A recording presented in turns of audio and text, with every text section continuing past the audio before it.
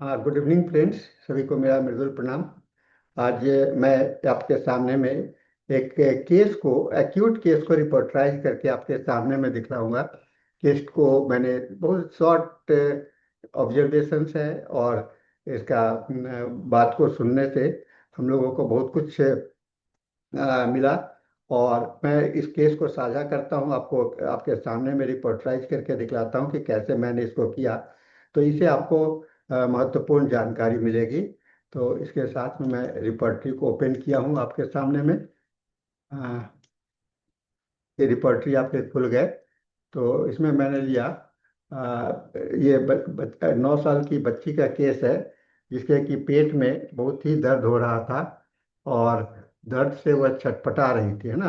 तो रेस्टलेसनेस हम लोगों ने रूब्रिक्स लिया, पेन फ्रॉम, एक रूब्रिक्स हो गया। दूसरा लिया हमने पेन फ्रॉम स्टोमक में, पेट पेट में दर्द होता है, क्योंकि स्पेसिफिक वहाँ एरिया को पकड़ के बता रही थी। तो हमने और पेन से वो छटपटा रही थी, ठीक है ना।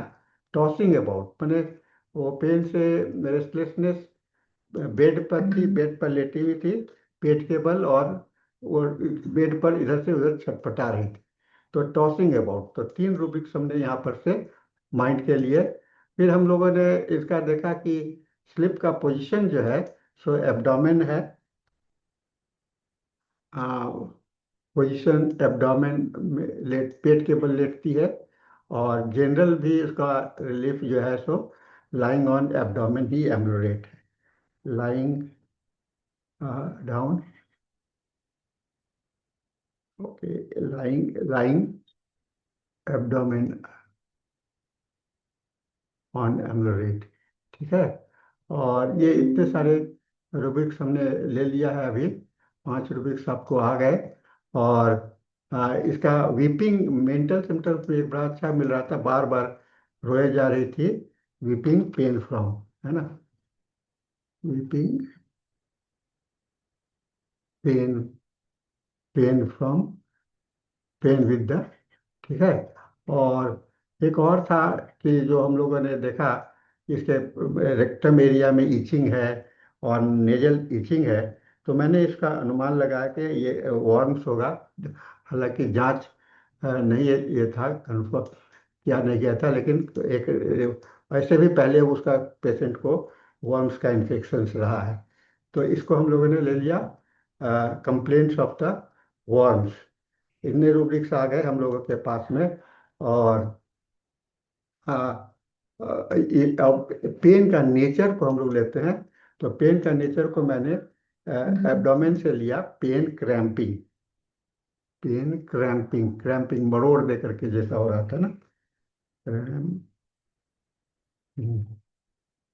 देखिए कितना आसानी से दवा आपके सामने में आ जाता है, कुछ सोचने की आवश्यकता नहीं होती है। दवा आपके सामने में आ गया। और वो दवा देखिएगा, सीना 1 नंबर पर है, बेलाडोना आर्सेनिक लाइकोपोडियम। अगर आप रिपोर्टराइज ना कर रहे होते तो सीना आपके सामने में नहीं आता, और आप कोलासिंथ है या लाइको है या बेलाडोना है, इस पर सोचते रहते। तो इससे रिपोर्टराइज करने से ये बहुत फायदा ये होता है कि हम लोग केस को और बहुत समय नहीं लगता है, इतना समय आप मुश्किल से, ये सारे केस अभी आप जितने मीटिंग में हम लोग देख रहे हैं, बस इतना ही समय लगा। रोगी सामने बैठा है, आप लक्षण ले रहे हैं, और तो इसमें आपका कोई कंफ्यूजन नहीं होगा, कॉन्फिडेंस बना रहेगा, और प्रैक्टिस भी आपका सफल होगा। इसको हम लोगों ने 0/7 पोटेंसी में, चूंकि बच्ची थी और सिम्टम्स जो है 100% मैचिंग था, तो 100% मैचिंग होने से हम लोग देखते हैं कि वहाँ पर हम लोग हमेशा लाभ मिलता है जब आप हाई पोटेंसी में जाते हैं, और ऐसे भी हाईएस्ट सेंसिटिविटी में हाई पोटेंसी देते हैं। तो हम लोग 0/7 में हम लोगों ने इसको ट्रांसमिट किया। पेन जो है सो रात भर के अंदर ठीक हो गया था। दूसरे दिन बड़ा अपना स्कूल चली गई, और उसके बाद से पेन नहीं उभर करके आया। तो इस तरह से ये रोगी कितना आसानी से हम लोगों ने देखा ये ठीक हो जाता है। तो साथियों, मैं मेरे प्रैक्टिस में अगर मुझे दिमाग में दवा भी आता है, तो मैं दवा को देने के लिए कोशिश से बिना रिपोर्टराइज किए हुए नहीं करता हूँ, क्योंकि मुझे इसमें ये होता है, और मेरा जो मन मानता नहीं है कि कर बिना कंफर्म होने के लिए हुए। तो इसको हम लोग को ध्यान में रख करके करते रहना पड़ेगा।